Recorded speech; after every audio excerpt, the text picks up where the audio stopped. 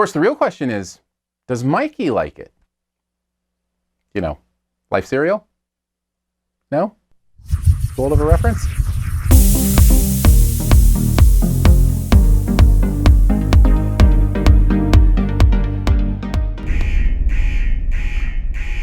What's going on?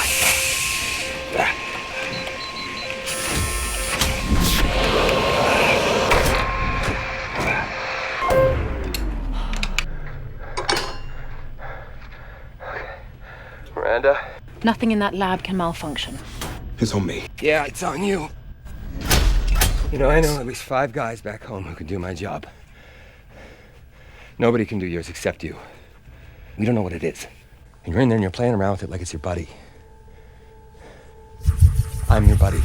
Life is a sci-fi space horror film about a group of people who found some life on Mars and what happens when it's not as friendly to them as they try to be to it. Stars Ryan Reynolds, Jake Gyllenhaal's in there as well. Kind of a take on the old Alien formula.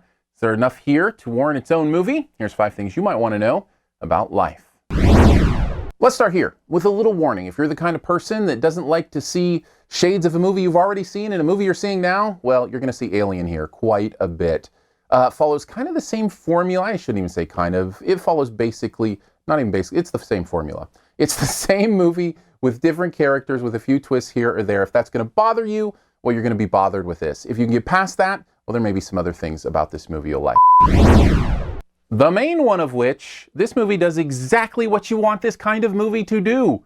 It scares you. It's terrifying. The thriller suspense part of this is on full tilt.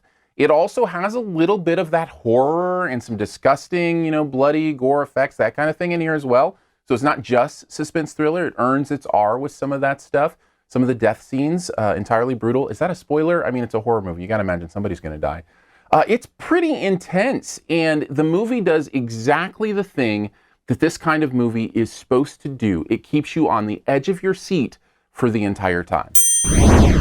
Now, the reason behind that, and one of the other things I loved about the movie, is because this movie is just compact.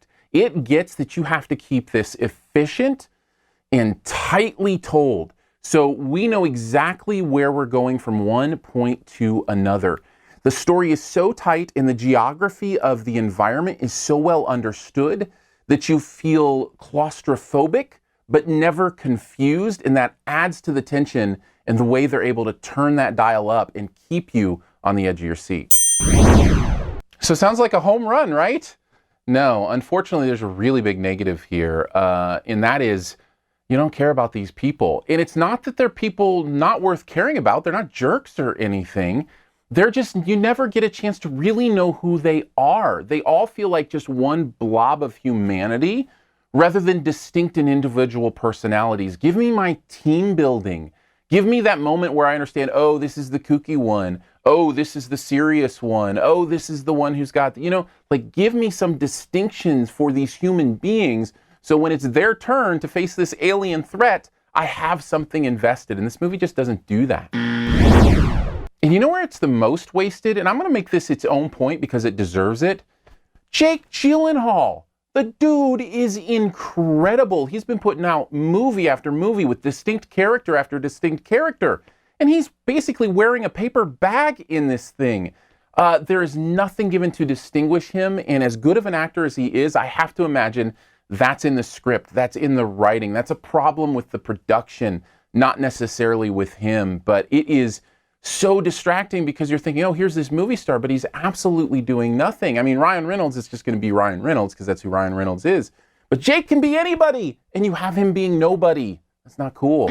Overall, I feel like Life is a movie that does exactly what it's supposed to do and then completely flubs the foundation. I give it a very conflicted B-.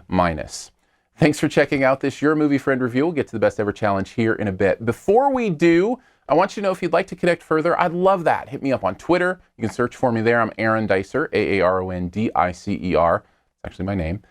You can also check out the podcast, SiftPop, SiftPop. Myself and Andrew Ormsby from the YouTube channel Flick Freaks get together every week and have a guest on to talk about whatever movie's out that week and some other pop culture stuff. It's a lot of fun. If you do podcasts, highly recommend it. You can also hang out on YouTube, do the subscribe, hit up the comments. Let's have a good time, and I appreciate it. All right, on to the best ever challenge, where you name the best movie ever in a particular category. Also try to identify my choice. Well, since he's been good in so much stuff, what is the best Jake Gyllenhaal movie ever?